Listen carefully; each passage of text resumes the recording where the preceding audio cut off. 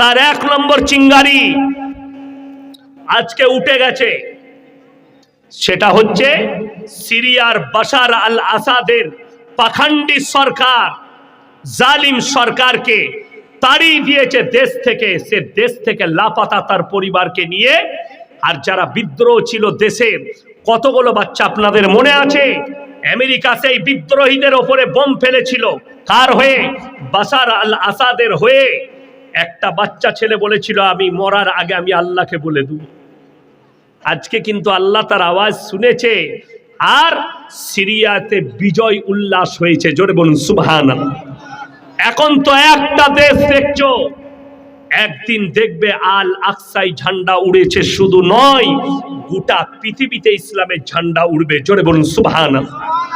যারা চাইছে ইসলামকে মিটিয়ে দেবো, তারা কান খুলে শুনে নাও, इस्लाम मिटने वाला कोई चीज नहीं है, इस्लाम फैलने वाला चीज है। इस्लामटा मिटे যাবার জিনিস নয়, ইসলাম প্রচারের জিনিস। যত গালি দিবে প্রচার তত বাড়বে।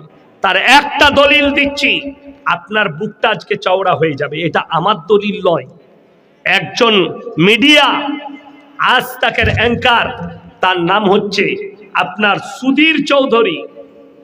সে আমাদের দেশের একজন বাবা, বাগেশ্বর ধাম বাবা ধীরেন্দ্র শাস্ত্রী কিছুদিন আগে আওয়াজ তুলেছে, इसको हिंदू राष्ट्र बनानी है। मेरे दोस्त, अपने दिमाग को पहले पढ़ो। সে মানুষকে, আমার দেশের হিন্দু ভাইদিকে উত্তেজিত করছে। কি বলে?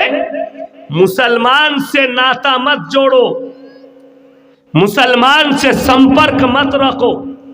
অথচ তাকে মিডিয়া জিজ্ঞেস করছে, মিডিয়ার সামনে সে নিজে বলেছে, मेरा बहन का शादी के वक्त मेरे को मेरे कोई रिश्तेदार ने पैसा नहीं दिया, बल्कि मेरा एक पड़ोसी दोस्त था, वो एक मुसलमान ने 20,000 रुपया मेरे को दिया था मेरे बहन के शादी के लिए।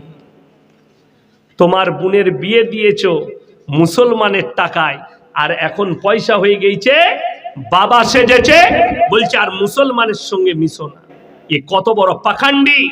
শুধু তাই নয়, সে বেরিয়েছে রাস্তায়, इस हिंदुस्तान को हिंदू राष्ट्र बनानी है। मेरे दोस्त, किस लिए बोल रहा है?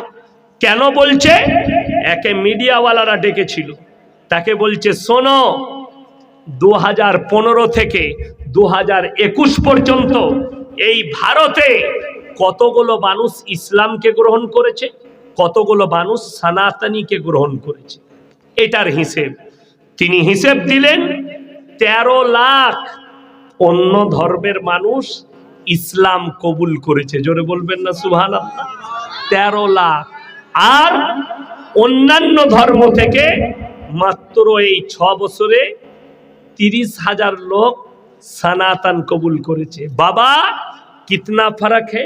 बोले आसमान और जमीन का फर्क है, आसमान और जमीन का फर्क है। এই মোবাইল, ইউটিউব, ফেসবুকের দ্বারা কি ফায়দা হয়েছে বলি। আমি গত বছরে 24 পরগনায় একটা জলসা ছিল, তো সেখানে ফিস্টুন লাগিয়েছে, আমার ছবিটা দিয়েছে। একটা ছেলে আমাকে ফোন করলো, স্যার আমি আপনার 5 বছর থেকে জলসা শুনছি, আমি ইসলামও কবুল করেছি, আমি নামাজও পড়ি, আমি বাপের একটাই ছেলে, আমি কলকাতায় অমুক কলেজে পড়াশোনা করি, আমি রোজাও রাখি, আপনার সঙ্গে দেখা করব। আমি বলে, চলে এসো আমার সঙ্গে দেখা করতে। আমার সঙ্গে দেখা করলো। সেই জলসায় আমি খানা খেতে বসেছি, সেই সময় সে পৌঁছেছে। আমি বললাম ভেতরে ডাকো, এলো। আমি বললাম খাও আমার সাথে ভাত, খানা খাও। বললে খাবো। আমি বললাম বসো। খেতে বসলো। আমার দস্তরখানে কি কি আছে? গরুর মাংস আছে, মুরগির মাংস আছে, মাছ আছে, ডাল আছে, সবজি আছে, ইত্যাদি আছে। আমি বললাম তোমার পছন্দ মতো তুমি খাও। বললো স্যার আমি গরুর মাংস খাই। আমি বললাম খাও, তোমার যেটা ইচ্ছা যাবে তুলে খাও। তো সে গরুর মাংস নিল, মুরগির মাংসও নিল, খাচ্ছে। এরকম গিলাসে 1 গিলাস পানি দিয়েছে। সে বলল পানি চাই। পানিটা অর্ধেক খেয়ে অর্ধেকটা নামিয়ে রেখেছে। আমার খাওয়া শেষ, পানির প্রয়োজন, আমি ওই পানিটাই পান করলাম। সে বললে, স্যার আমার এঁটোটা আপনি খেলেন। আমি বললাম, তুমি হচ্ছে একজন আমার মুমিন ভাই। হাদিসে আছে এক মুমিন আর এক মুমিনের ভাই ভাই। জোরে বলুন সুবহানাল্লাহ। আমরা একে অপরের ভাই ভাই। তাই তোমার এঁটোটা কেউ যদি নেশা না করে, তার এঁটোটা একটা মুমিন আর একটা মুমিনের এঁটো জায়েজ আছে, হারাম নয়। ভালো করে শুনে যান। যদি নেশা করে, কেউ মদ খায়, গাঁজা খায়, নেশা করে, তার এঁটো খাওয়া বৈধ নয়। সেই ছেলেটা বললে, আজকে আমি বুঝতে পারলাম আমার ইসলাম কবুল করা সার্থক হয়েছে। আপনাদের আখলাক আর আপনাদের ব্যবহার যদি এত ভালো হয়, আল্লাহ নবী সাল্লাল্লাহু আলাইহি সাল্লামের ব্যবহার কত মূল্যবান ছিল, ব্যবহার কত ভালো ছিল। জোরে বলুন সুবহানাল্লাহ। ইসলাম ঘৃণা করতে শেখাই না। আপনাকে বাস্তব কথা বলে দিই, আমাদের মসজিদে কটা লাইন হয়? বড় লোকদের আলাদা কাতার হয়, কথা বলে না? গরিবদের আলাদা কাতার হয়, হয় না। আল্লাহর ঘরে একজন ভিক্ষুক যদি উজু করে এসে ফাঁস কাতারে বসে, কোন গ্রামের বড় লোক ধনী বলতে পারবে না তুই ভিখারি, পেছনে যা। যদি বলে, সেই বড় লোকের নামাজ আর হবে না। আল্লাহর ঘরে সবাই সমান। জোরে বলুন সুবহানাল্লাহ। এটাই হচ্ছে রাসূল সাল্লাল্লাহু আলাইহি সাল্লামের হাদিস। আল্লাহ নবী খানা খেতে বসেছেন দাস্তারখানে, সঙ্গে কারা আছে? সব মালদার সাহাবী। হযরত উসমান গনি রাদিয়াল্লাহু তাআলা আনহু, হযরত শোয়েবা, লুতবা, দামি দামি মালদার সাহাবীরা বসেছেন নবীজির দাস্তারখানে। মসজিদে নববীর এক কোণে বসে আছেন গরিব কিতদাস, লোকের বাগানে কাজ করে, সাইয়্যিদনা বেলাল হাবসি রাদিয়াল্লাহু তাআলা আনহু। আর বসে চোখের পানি ফেলাচ্ছে যে আমার মতো একজন গরিবকে, কিতদাসকে আল্লাহ নবী কি এই মালদার সাহাবীদের দস্তরখানে ডাকবেন? নবীজি আওয়াজ দিলেন, হে বেলাল হাবসি, তুমি আমার দস্তরখানে না বসা পর্যন্ত আমার দস্তরখান আল্লাহর কাছে মকবুল হবে না। জোরে বলুন সুবহানাল্লাহ। ডেকে বস করালেন, বসো আমার দস্তরখানে। এত মূল্যবান জিনিস, ইসলামে ঘৃণা নাই, জাত বিচার নেই। আর আপনি চলুন যে কোনো মন্দিরে 3টে লাইন, ভিআইপিদের আলাদা, মধ্যবিত্তের আলাদা, তার থেকে কম আলাদা। আমাদের দেশে অনেক এরকম পাবেন, মুসলিমদের মধ্যে নাই, আছে এক শ্রেণীর কে পীর। আপনি যান কলকাতায়, 24 পরগনায়, মালদায়, বর্ধমানে, হাওড়া, হুগলি, বীরভূমে এমন এমন পীর আছে, তাদের কাছে যদি মুলাকাত করতে যান, যে টাকা বেশি দিবে তার সাথে হাতটা জাপটিয়ে ধরে সালাম আলাইকুম, ভালো আছেন ভাই, তার মুলাকাত আলাদা। যে বেচারা গরিব 10 টাকা দিবে, টাকাটা 10 টাকা পালা হয়ে গেছে, যা, তার দিকে তাকাবে না, চেনে রেখে দিবেন। এইগুলো হচ্ছে পীর নয়, কানা দাজ্জাল আর রাসূলের দুশমনেরা। আল্লাহ নবী সাল্লাল্লাহু আলাইহি সাল্লাম সকলকে এক চোখে দেখেছেন, 2 চোখ করেননি।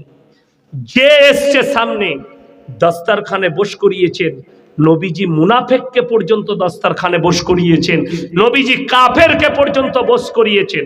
বসো, ঘৃণা করেননি, যার কারণে ইসলাম আপনার কাছে পৌঁছেছে। বদলা নিতে শিখবেন না, বদলা নিতে। আমার মনে পড়ে অনেক দিন আগে আমি এখানে এসছি, এখানে এই গ্রামে আমি জলসা করেছি। আমি আর গোলাম আহমদ মোর্তজা সাহেবের বেটা ছিল, মনে পড়ে আমার। এই মালদায় আমি তখন বাসে ট্রেনে আসতাম, আমি জলসা করে গেছি।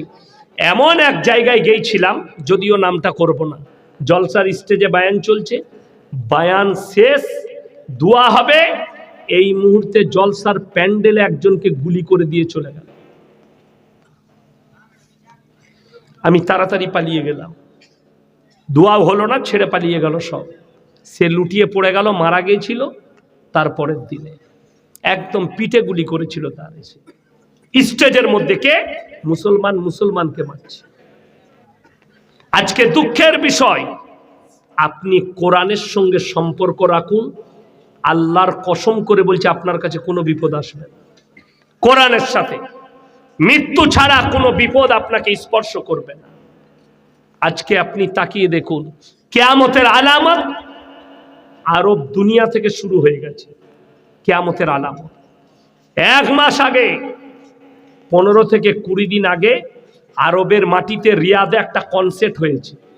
সেই কনসার্টে আরবের বাদশা বসে আছে, সালমান প্রিন্স, আর তাদের রাজবংশ বসে আছে, দামি দামি শেখরা বসে আছে।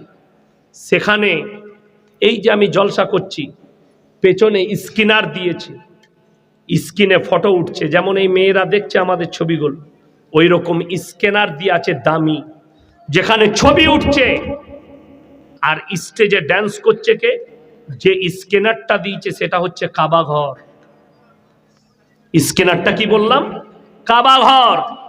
আর স্টেজে যে মেয়েটা ড্যান্স করছে সে পৃথিবীর সব থেকে ন্যাংটো মেয়ে, যার নাম হচ্ছে জেনিফার লপেজ।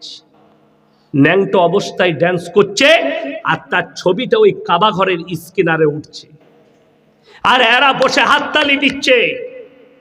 কেউ প্রতিবাদ করলে, কোনো আরবের শেখ মৌলবি যদি প্রতিবাদ করে, তাকে হাসিনার মতো গুম করে দেয়। আরবের বাদশা জেলের কুঠরিতে ভরে দেয়, সুট পয়জন দিয়ে মেরে দেয়, যেন আমার বিরুদ্ধে প্রতিবাদ না করতে পারে। আপনারা তাকিয়ে দেখবেন, যারা মক্কায় যাবে, মক্কায় একটা দামি ইমাম ছিল, আব্দুর রহমান সুরেম। তাকে খালি বাদ দেওয়া হয়েছে, খালি খুতবা দিয়েছিল কার বিরুদ্ধে? বাদশার বিরুদ্ধে, বেঈমান কাফেরের বিরুদ্ধে। ফতোয়া দেওয়ার কারণে তাকে ইমাম থেকে বাতিল করে দিয়েছে আরবের বাদশা সালমান প্রিন্স, ক্ষমতার জোরে। এরও ক্ষমতাচ্যুত হবে, এও একজন জালিম বাদশা। আল্লাহ সকলের বিচার করবেন, এটা মাথায় রাখবেন।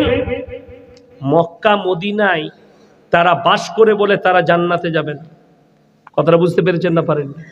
মক্কায় থাকলে জান্নাতে যাবে না। কেউ যদি মনে করে আমি হজ করে এসছি, আমার জন্য জান্নাতটা রেডি, এরপর আমি যা পাপ করব সব মাফ, জেনে রেখে দিবেন সেই হাজি আগে জাহান্নামে যাবে।